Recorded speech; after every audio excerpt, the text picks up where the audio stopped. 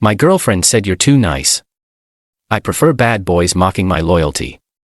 I said okay. Then sent her texts to her bad boy's wife. She quickly learned how bad it could really get.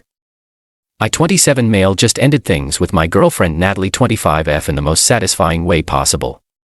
We'd been together for 2 years, living together for the last 8 months. I thought things were solid, paid half the rent on a nice apartment, split groceries, the whole domestic thing. Last Thursday I came home early from work with food poisoning.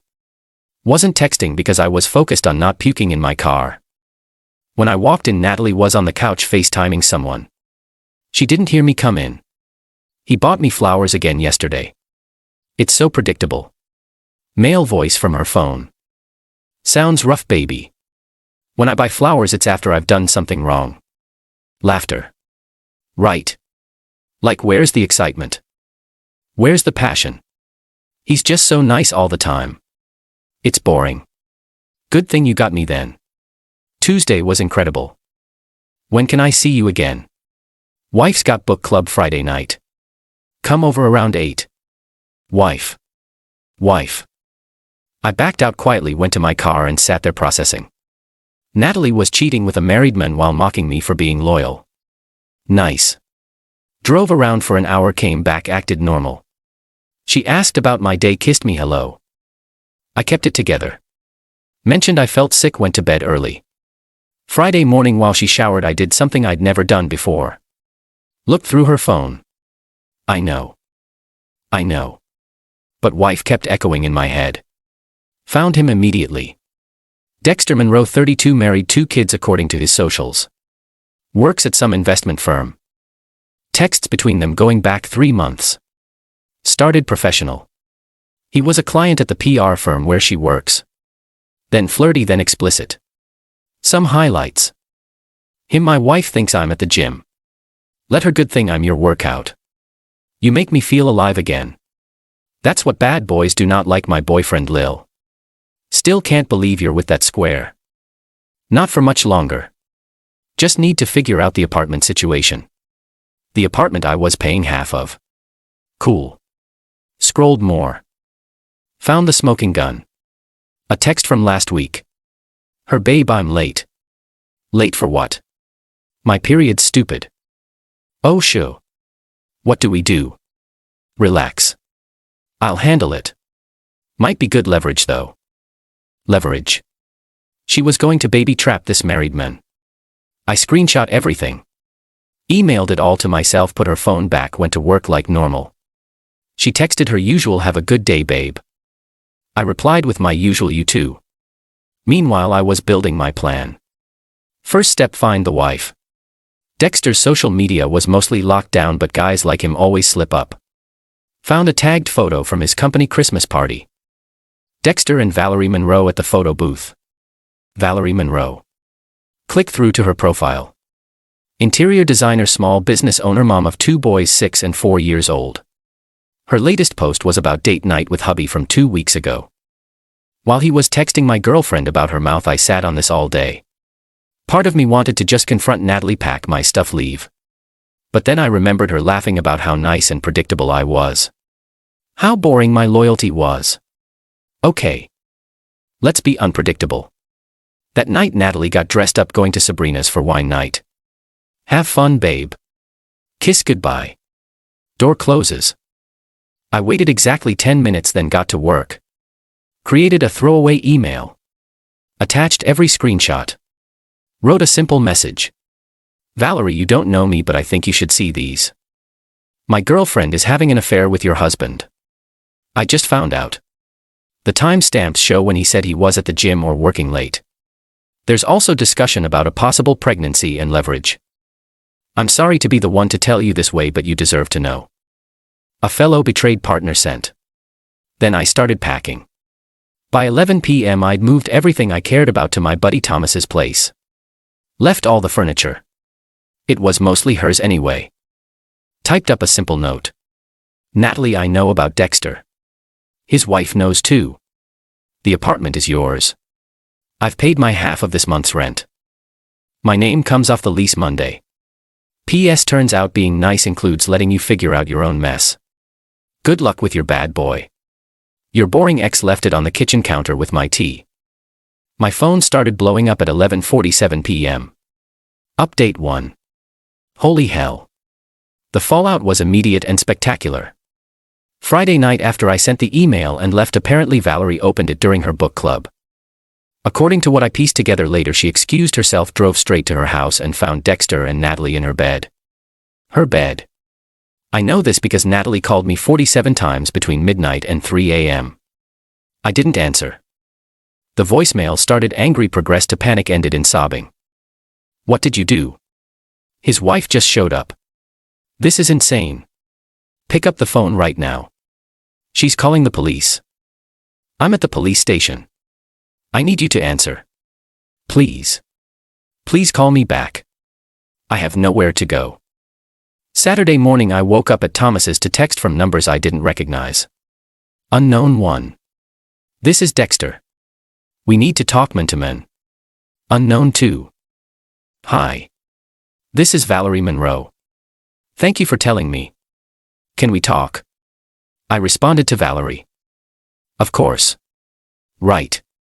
I'm sorry you're going through this. She called immediately. Calm voice, but you could hear the steel underneath. I wanted to thank you personally. I've suspected for months, but he always made me feel crazy for doubting him. I'm sorry. Finding out like this must be awful. Finding them in my bed was awful. Finding out my husband got his 25-year-old mistress pregnant. That's beyond awful. She's pregnant. Oh yes. She made sure to tell me right before I had her escorted out by the police. Jesus. Can I ask how long have you known? Found out Thursday, sent you the screenshots Friday night. You didn't waste time. She thought I was too nice, figured I'd do the nice thing and tell the truth. She actually laughed. Well, your ex is about to find out how not nice the world can be. I've already frozen our accounts and called my lawyer. Dexter makes $300,000 a year and signed a prenup. Infidelity clause. He's done. Meanwhile, Natalie's attempts to contact me escalated. Since I wasn't answering, she went through mutual friends. Saturday afternoon my phone rang. Jake, a mutual friend. Dude, what happened? Natalie's at my place freaking out. She cheated. I left. Pretty simple. She said you got her arrested. No. She got herself arrested. I just told the truth. Bro, she's saying she's pregnant. Not my problem. It's Dexter's kid. Who's Dexter? The married man she's been screwing. Silence. Then oh shit, she didn't mention that part. Shocking. She needs to get her stuff from the apartment. Doors unlocked. I left my tea. She can get whatever. You're not gonna be there. Nope. Got everything I need. Coldman. Thought I was too nice. He hung up. Saturday, ill harassment began. Since I wouldn't answer Natalie, she tried everything. Made a fake Instagram to DM me. Emailed my work address. Called my mother, who told her to kick rocks. Showed up at Thomas's apartment. That last one was fun. Thomas answered the door. Is he here? I know he's here. He's not here. Thomas lied smoothly. I'm pregnant. He can't just abandon me. Sounds like a you problem. This is all a misunderstanding. If I could just explain. Explain what? How you tripped and fell on another man's decay. She started crying. Loud dramatic sobs. Neighbors came out. Someone threatened to call the cops. She left. Sunday brought new developments. Dexter's wife Valerie texted. My lawyer would like to speak with you about the screenshots. Would you be willing to provide a sworn statement? Absolutely. Also thought you should know. The pregnancy appears to be a lie. She admitted under pressure that she was just late, not actually pregnant, was trying to trap him. Of course she was.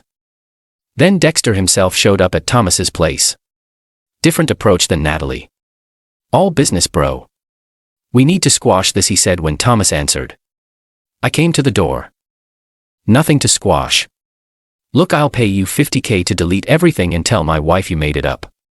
Your wife already has everything, also saw them in her bed, so $100K. Dude, your wife knows it's over. You ruined my life. No. You ruined your life. I just CC'd your wife on the memo. He stepped forward aggressive like Thomas who boxes for fun. Step between us. Time to go, homie. Dexter left but not before. You have no idea who you're messing with. A middle manager having a midlife crisis. I'm terrified. Monday morning came with consequences for everyone. I went to the leasing office first thing, removed myself from the apartment lease. The manager Sharon was confused. Usually both parties need to agree. Here's the thing, Sharon. My ex was using the apartment for prostitution. What? Not professionally, but she was sleeping with a married man there. His wife caught them Friday and police were involved. I can't be associated with that. It wasn't technically prostitution, but the threat of police reports and drama was enough. Sharon agreed to expedite my removal. Meanwhile, Natalie was learning about real consequences. Her job at the PR firm gone. Turns out sleeping with clients is frowned upon, especially married ones, especially when their wives are also clients. Valerie's interior design business used the same firm. She texted from a new number. I got fired because of you. You got fired because you slept with a client. You didn't have to tell anyone. I didn't. His wife probably did when she called your boss. I'm going to be evicted. I can't afford the apartment alone.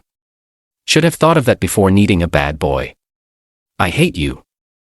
But the best part came Tuesday afternoon. Valerie called again. Wanted to update you. My husband is being served divorce papers today. Also, your ex is being sued. Sued? Alienation of affection. It's still recognized in our state.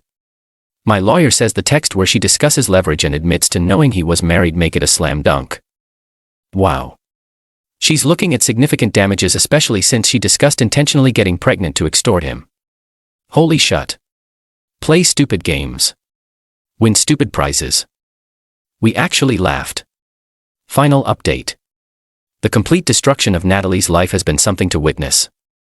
First, the lawsuit. Valerie wasn't playing. Alienation of affection suit filed for $500K. Natalie hired some bargain lawyer who told her to settle. She doesn't have $500K. She doesn't have $5. Her parents got involved. Called me begging to make this go away. Her dad actually said, you destroyed our daughter's future over hurt feelings. She destroyed her own future. I just told the truth. What kind of man does this? The kind who's tired of being called too nice. They hung up on me. The apartment situation resolved itself. Natalie couldn't afford it alone, tried to find a roommate, but word had gotten around. Nobody wanted to live with the woman who brought cops to the building at midnight. She broke the lease, lost her deposit, and moved back with her parents. Dexter's life imploded even harder. Valerie took him for everything. House, cars, savings. Kids live with her. He pays massive child support and alimony. Best part, his company fired him for reputation damage. Apparently having your mistress sued by your wife is bad for business. He texted me one more time. I hope you're happy. Ecstatic actually. Last I heard, he's living in a studio apartment driving Uber, but Natalie wasn't done being entitled. Last week she tried one final play, showed up at my work with a whole sob story for reception. I need to speak with him. It's a medical emergency. Security called me. I came down but didn't let her pass the lobby. She looked rough, like really rough. Designer clothes replaced with sweats, perfect makeup gone, hair in a messy ponytail. What medical emergency? I'm pregnant. For real this time. Congrats, Dexter must be thrilled. It's yours. I laughed, actually burst out laughing. Security looked concerned. Natalie, we haven't slept together in over a month. You were too busy with your bad boy. Remember every Tuesday and Friday? We had sex 3 weeks ago. No, we didn't. I was at a conference 3 weeks ago in another state with receipts and witnesses. Her face crumbled. The pregnancy was real, just not mine. Please help. I need. Dexter won't answer. My parents are disgusted. I lost my job, my apartment, everything. And I'm sorry. Okay. I'm sorry I said you were boring. I'm sorry I cheated. You're sorry. You got caught. Please. I'm pregnant and alone and being sued. Have some compassion. I did have compassion. You thought it was boring. So you destroyed my life. I sent some texts to a wife who deserved the truth. Everything else that was all you and Dexter making bad choices. You're a monster. No. I'm nice. Nice enough to tell the truth. Nice enough to leave quietly. Nice enough.